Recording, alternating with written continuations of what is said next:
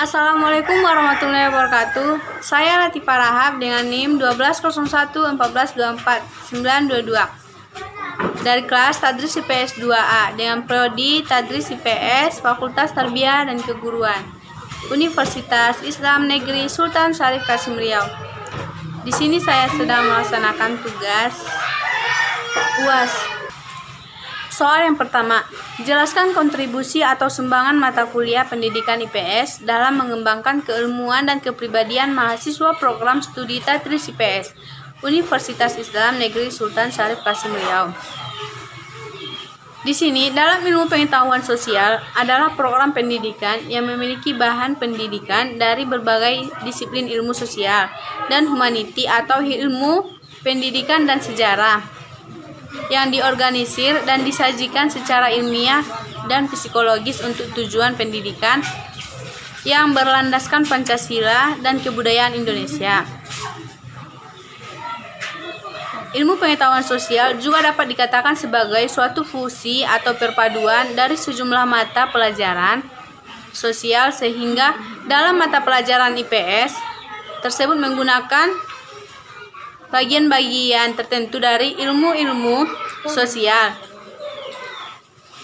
Pada prinsip pendidikan IPS di sekolah dasar tidak mengajarkan ilmu-ilmu sosial sebagai disiplin ilmu, melainkan konsep-konsep esensi ilmu-ilmu sosial untuk membentuk siswa menjadi warga negara. Untuk menjadi warga negara yang baik, karena itu sebagian upaya dalam pembentukan karakter. Maka perlu adanya kesesuaian dengan budaya bangsa ini.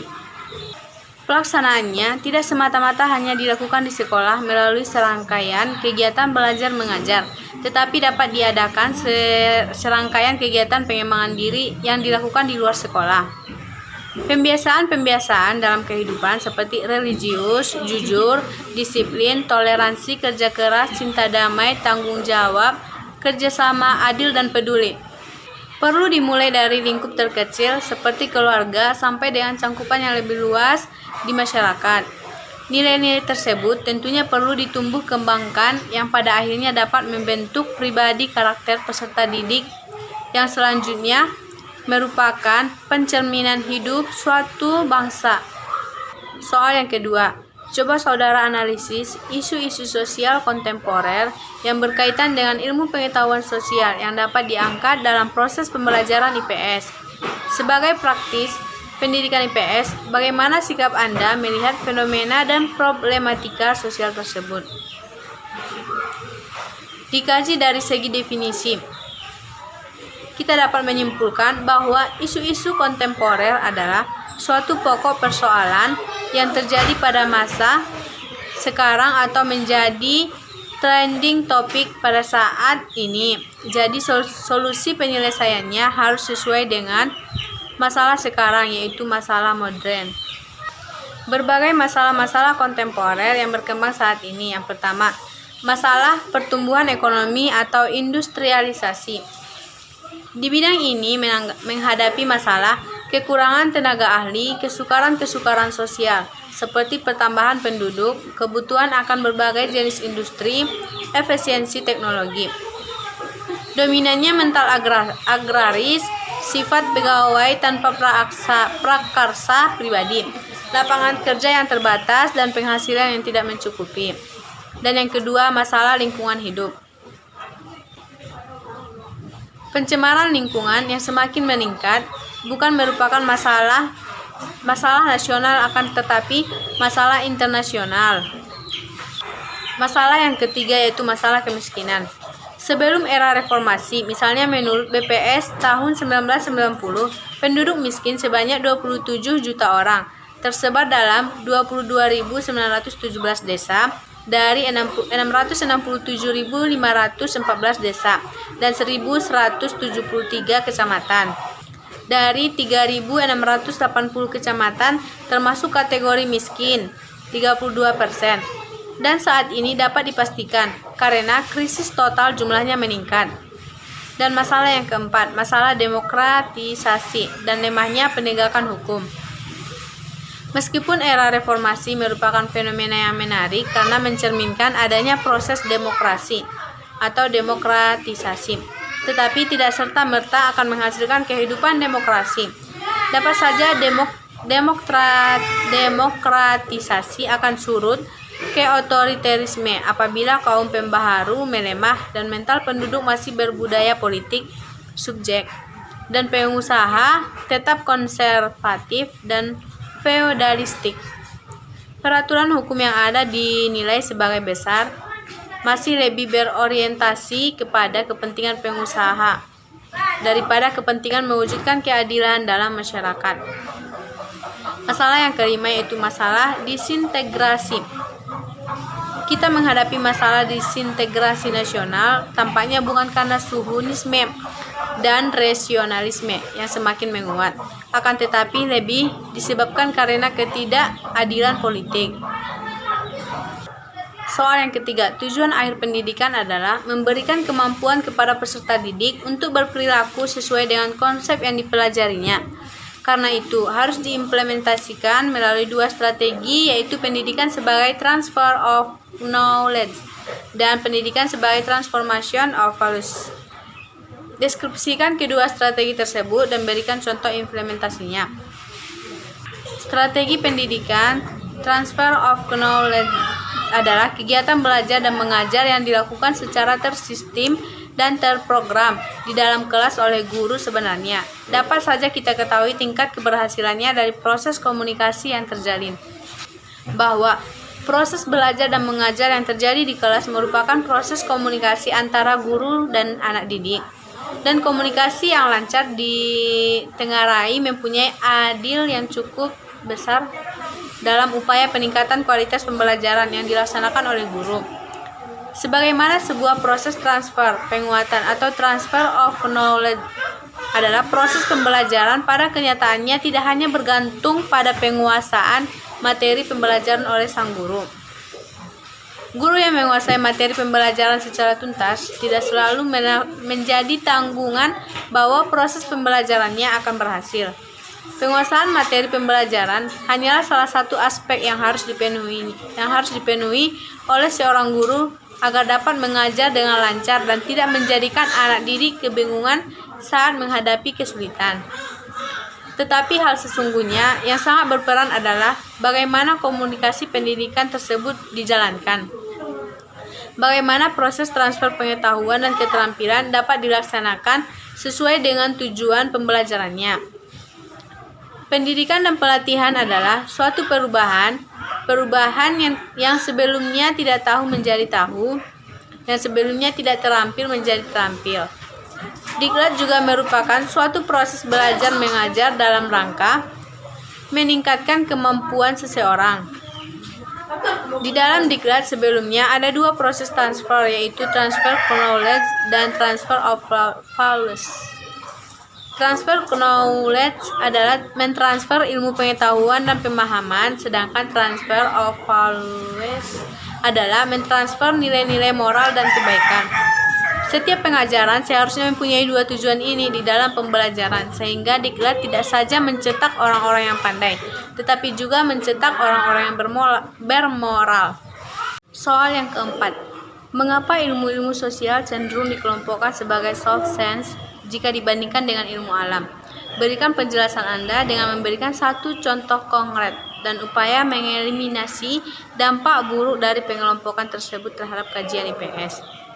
Karena ilmu-ilmu sosial mengacu pada masyarakat, meskipun IPA dan IPS saling berkaitan, tapi IPS lebih cenderung atau masuk pada kesosialan. Pada dasarnya, antara IPS dan IPA itu saling membutuhkan, IPA dengan alamnya dan IPS dengan sosialnya. Apabila saling dibedakan, maka negara tidak akan maju. Ilmu sosial itu perkembangannya sangat lambat karena kesulitan dalam pengamatan. Tidak seperti halnya ilmu alam, yang mampu mengamati gejala alam secara dekat dan langsung lewat media indera.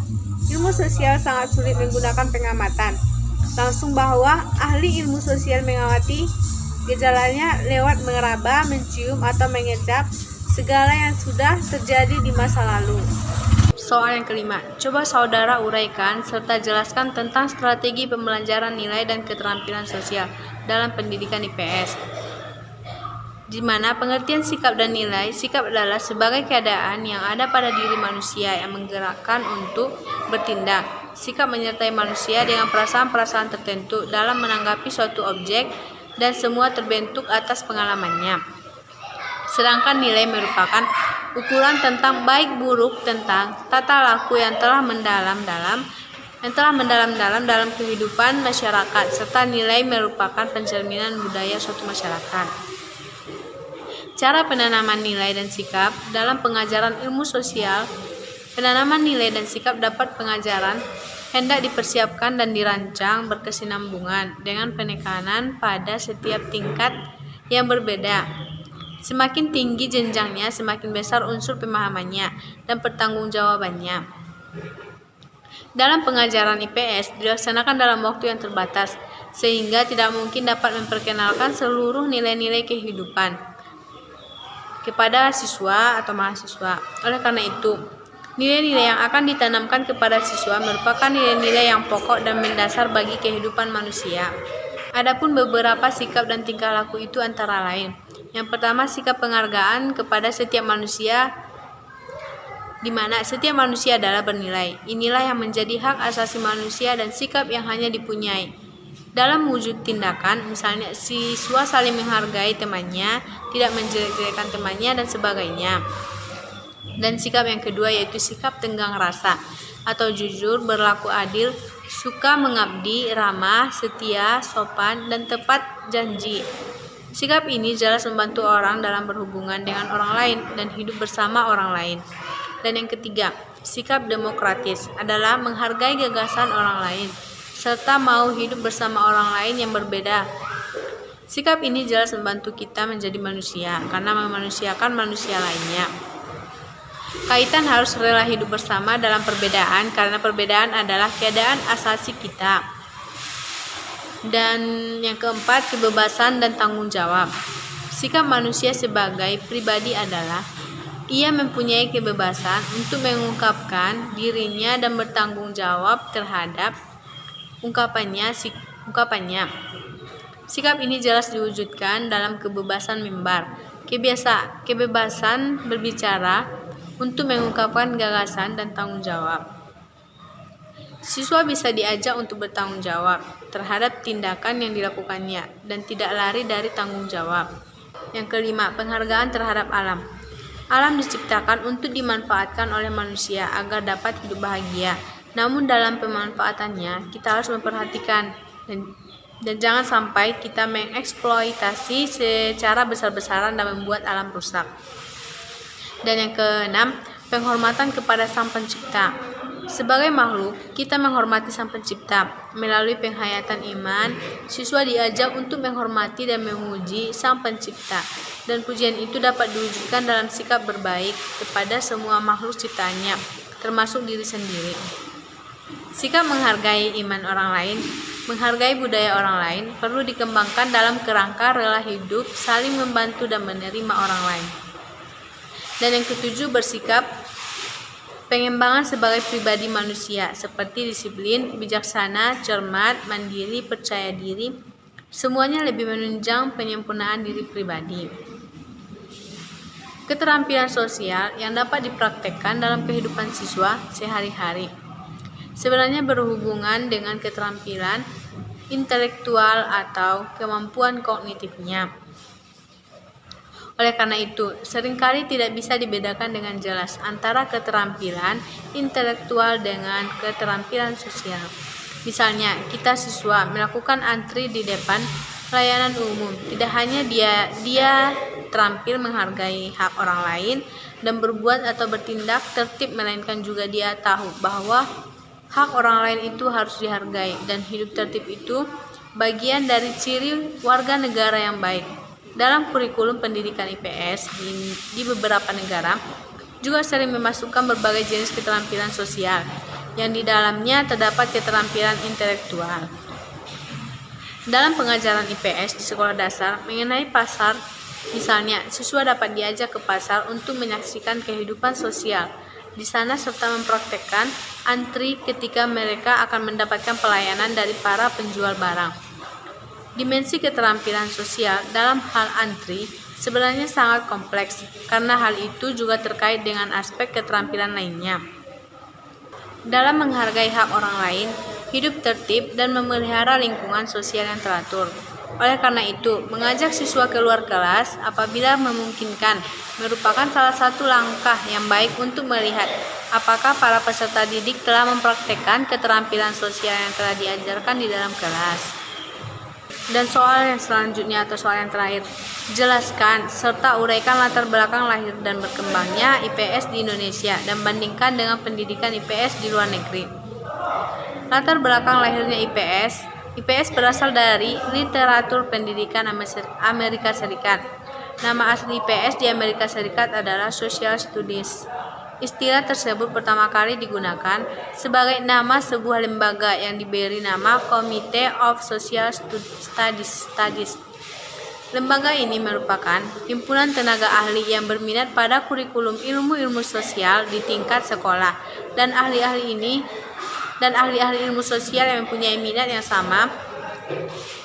Nama lembaga ini kemudian dipergunakan untuk nama kurikulum yang mereka hasilkan, yaitu kurikulum Social Studies. Nama Social Studies makin terkenal ketika pemerintahan mulai memberi dana untuk mengembangkan kurikulum tersebut. Kurikulum tersebut lahirnya dikembangkan dengan nama Kurikulum Social Studies. Di Indonesia, Social Studies dikenal dengan nama studi sosial. Dalam kurikulum 1975, pendidikan ilmu sosial kemudian ditetapkan dengan nama Ilmu Pengetahuan Sosial atau IPS. IPS merupakan sebuah mata pelajaran yang dipelajari dari tingkat pendidikan dasar sampai dengan pendidikan tinggi pada jurusan atau program studi tertentu. Agar uraian mengenai latar belakang lahirnya IPS lebih jelas, dalam ini dikemukakan pengalaman beberapa negara yang memasuki IPS ke dalam kurikulum pendidikan yang diajarkan kepada siswa-siswi. Pembahasan mengenai latar belakang lahirnya IPS akan dilihat dari dua aspek, yakni latar belakang sosiologis dan pedagogis, dengan mempertimbangkan aspek kemasyarakatan dan ilmu-ilmu sosial yang dikaji dalam IPS. Sejarah perkembangan IPS di Indonesia ini diawali dengan perkembangan IPS di negara Amerika Serikat. Perkembangan konsep dasar IPS di Indonesia ini sangat sulit karena ada beberapa alasan. Yang pertama itu karena belum adanya lembaga profesional di bidang pendidikan IPS seperti halnya di Amerika, yaitu NCSS. Sulitnya dan banyak menemukan kendala, lebih bergantung pada pemikiran individual, bersifat individualistis atau kelompok. Lembaga yang dimiliki Indonesia saat ini yaitu HISPISI atau Himpunan Sarjana Pendidikan IPS Indonesia. Mata pelajaran IPS di Indonesia dan Australia pada dasarnya memiliki tujuan yang sama, yakni membentuk warga negara yang baik, membentuk peserta didik, memecahkan masalah, dan menumbuhkan kebanggaan akan budaya bangsa. Di New South Wales, Australia, nama mata pelajaran IPS di pendidikan dasar adalah HSIE atau Human, Social, and Its Environment, yang menekankan pada pengembangan nilai-nilai dan tingkah laku peserta didik. Demikian ditegaskan guru IPS dari sekolah Private New South Wales Yusdi Maksum atau MED dalam seminar nasional Hima Pendidikan IPS. Sampai di sini yang dapat saya sampaikan. Salah dan janggalnya saya mohon maaf. Wabillahi taufiq wal hidayah. Assalamualaikum warahmatullahi wabarakatuh.